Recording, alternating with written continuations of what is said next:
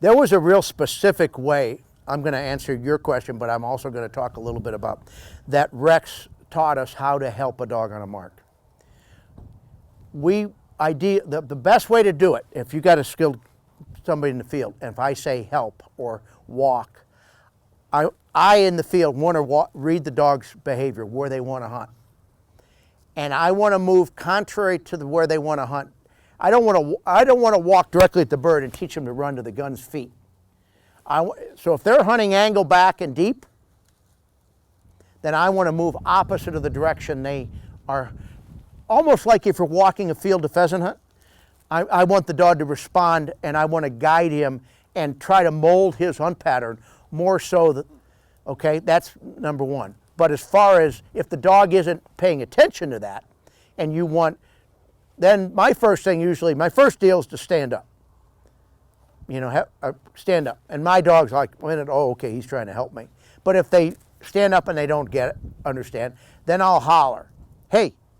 And if I run into dogs that just have no clue of that, my next thing is to holler and throw a bird. If I'm doing a puppy and they're hunting and I want to help, the best way to do it is throw the bird and then holler, and the dog turns, hears the holler, and then sees the bird in the air.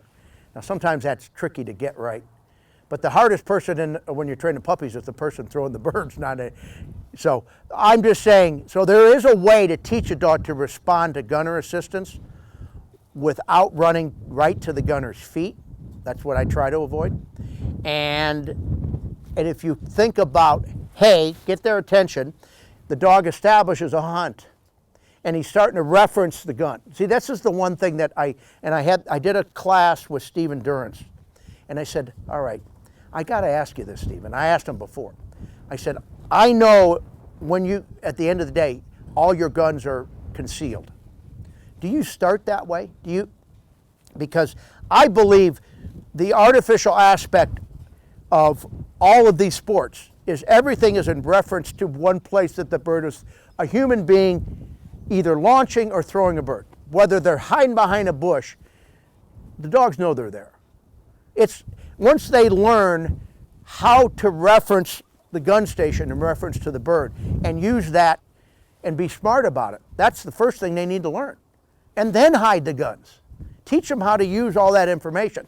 Some dogs just figure it out on their own, but I believe it's important to teach them that. And so then when you help, they understand what the typical fall area in reference to where the bird came from, in reference to the gun station. So then the helping makes more sense to the dog. Does that make sense?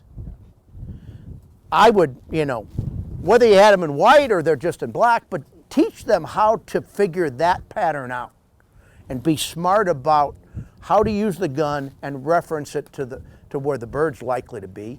And then there's the human scent of the person throwing it.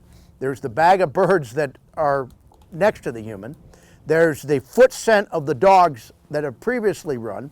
There's the human scent walking out to pick up the bird. And then there's the scent of dragback, and then there's the bird itself. Those are all pieces of information. You more than anybody should have a real understanding. I'm not saying you don't, but I'm saying that those are all the things that they're seeing and smelling. So the quicker they can use all those things to help them locate the bird, other than just the bird itself, the smart dogs get super efficient about it. Some of those good dogs, you'd never have to throw a bird. They could find the bird quicker than the dogs that saw it through the things that I just described. They become so savvy about that. So I would work hard to teach my dogs how to hunt in relationship to the gun before I started to totally hide the guns.